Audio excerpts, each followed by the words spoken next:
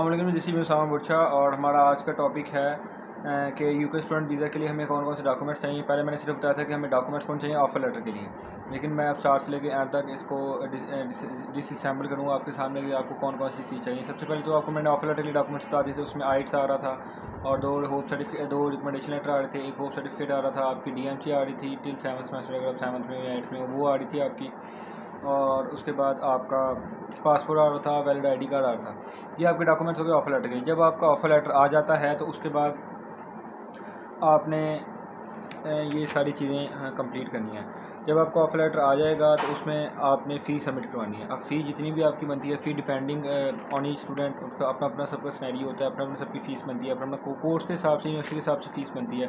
जैसे हमारे यहाँ पे होता है, हर स्कूल की अपनी फ़ीस होती है, अपना उनका सीन होता है, तो वैसे ही है। अब फॉर एग्जाम्पल लेट्स से कि अगर आपकी 12,000 फ़ीस बनी है, तो अगर आपकी 12,000 फ़ीस बनी है तो उसमें आपने एटलीस्ट 5,000 को जमा करवाना है। वो बेशक आप 6 करवा दो, मैक्सिमम में कोई लिमिट नहीं है, लेकिन कम से कम आपने 5,000 जमा करवाना है। 5,000 आप उनको दोगे, उसके बाद आप अपना कोर्स सेलेक्ट करो, और जो सा आपका ऑफर लेटर आएगा, ऑफर लेटर में आपका ये सारी चीज़ें होंगी। उसमें आपका कोर्स होगा, उसमें आपकी फ़ीस होगी, अगर आपको कोई स्कॉलरशिप आपने विन की है तो उसमें वो होगी। और उसमें मैं ये पहले बता दूं कि कुछ स्टूडेंट्स मेरे से बड़ा पूछते हैं कि यार मतलब जो सा है स्कॉलरशिप के लिए हम कैसे अप्लाई करें। भाई, जब आपने इंटरनेशनल यूनिवर्सिटी है, जब आपने उनको अप्लाई करना है, तो जिस स्कॉलरशिप में भी आप सबसे बेस्ट फॉल कर रहे हो, जो आपके लिए बेस्ट स्टूडेंट है, उसमें वो आपको खुद ही आपको ऑप्ट कर लेते हैं, वो खुद ही आपको चूज़ कर लेते हैं उस स्कॉलरशिप के लिए, और वो आपको अवार्ड कर देते हैं according to your numbers, according to your scenario. Different किस्म की स्कॉलरशिप होती हैं। जैसे यहाँ पर होती हैं, सेम वही सीन है कि कोई डेस्टिनेशन स्कॉलरशिप होती हैं, कोई नंबर में स्कॉलरशिप होती है, और एक्सेट्रा एक्सेट्रा।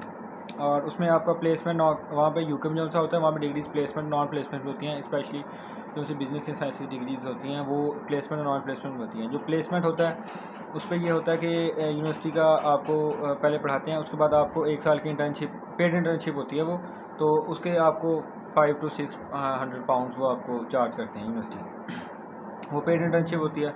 और जो नॉन प्लेसमेंट है वो बस ये सिंपल आपका, जब आपकी स्टडीज़ कंप्लीट होगी, बस भाई ओके, गुड बाय।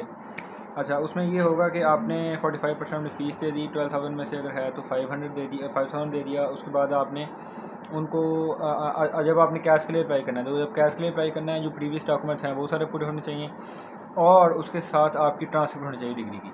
आपकी डिग्री की ट्रांसक्रिप्ट हो और आपकी डिग्री भी हो, दोनों चीज़ें होनी चाहिए, डिग्री भी हो, डिग्री की ट्रांसक्रिप्ट भी हो। नो वरीज, अगर डिग्री नहीं है तो परेशान नहीं होना। अगर डिग्री नहीं है तो फिर भी अप्लाई कर सकते हो। वहाँ पे यूनिवर्सिटी जाओ, वहाँ से प्रोविजनल सर्टिफिकेट लो, या आप आसान से मिलो रिजल्ट कार्ड लो। उनसे रिजल्ट कार्ड लोगे भाई, उसमें सिर्फ ये क्लियरली मेंशन हो कि ये स्टूडेंट है, फॉर एग्जांपल कि our student Usama Mehboob has done this course in this semester this session, और है ऑब्टेनिंग इतने नंबर्स फ्रॉम इतने, and he successfully pass this course etcetera etcetera, और वहाँ पर नीचे सारे को साइन होंगे।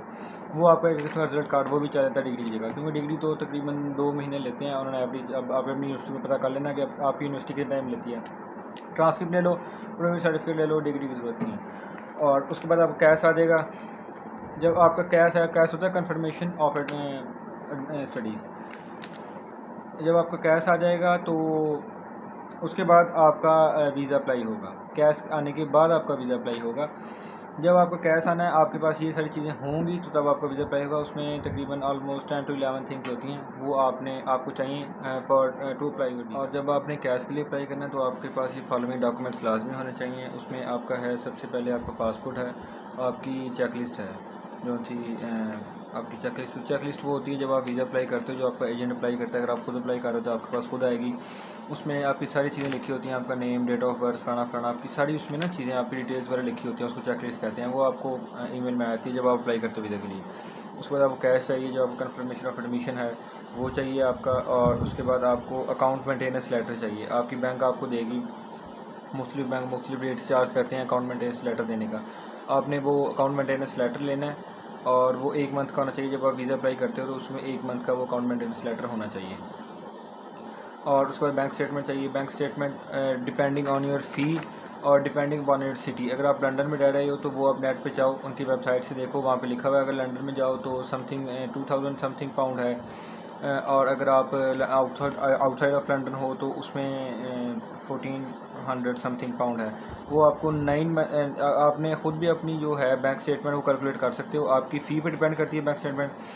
सबसे पहले अगर आपने अपनी बैंक स्टेटमेंट कैलकुलेट करनी है, उसमें आप अपने देखोगे आपकी रिमेनिंग फ़ीस कितनी है, रिमेनिंग फ़ीस, और आपका जहाँ जिस भी सिटी में आप रह रहे हो वहाँ पे 9 मंथ्स का एक्सपेंस वो इंक्लूड करके आपकी बैंक स्टेटमेंट होती है। और खुद भी कैलकुलेट कर सकते हो, अपनी रिमेनिंग फ़ीस आपको पता होगी। उसके बाद आप आउटसाइड लंदन हो तो 1400 समथिंग पाउंड्स है, वो इंटू 9, 14 इंटू 9, और जो आपका रिमेनिंग आपकी है फ़ीस, यूनिवर्सिटी फ़ीस, वो आपकी बैंक स्टेटमेंट में आएगी। उतने उतने आपकी बैंक स्टेटमेंट बनेगी।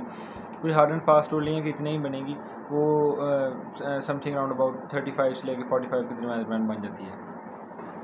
और उसके बाद आपको चाहिए आपकी बीएस की ट्रांसक्रिप्ट चाहिए, जो आपकी डिग्री है उसकी ट्रांसक्रिप्ट चाहिए। उसके बाद आपको असल डिग्री भी चाहिए। अगर असल डिग्री नहीं है तो मैंने पहले भी बताया कि का जो अच्छा है डिग्री कंप्लीशन सर्टिफिकेट से भी काम चल जाएगा।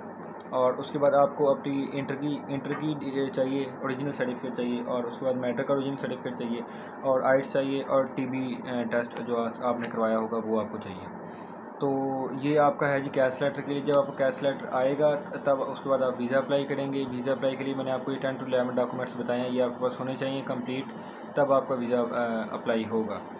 और wish you best, good luck, best of luck. और मैं नेक्स्ट वीडियोस में बता दूंगा कि आइट्स के लिए जब आपने जाना है तब आपके पास क्या होना चाहिए, जब आपने जाना है टीबी टेस्ट के लिए तब क्या होना चाहिए, कितनी फ़ीस है उसकी, और जब आपने जाना है जी उसके लिए वीज़ा के लिए तब आपने कहाँ पर जाना है, कितनी फ़ीस है, क्या प्रोसीजर है, वो नेक्स्ट वीडियो में बता दूंगा। Keep updated. अल्लाह हाफिज़।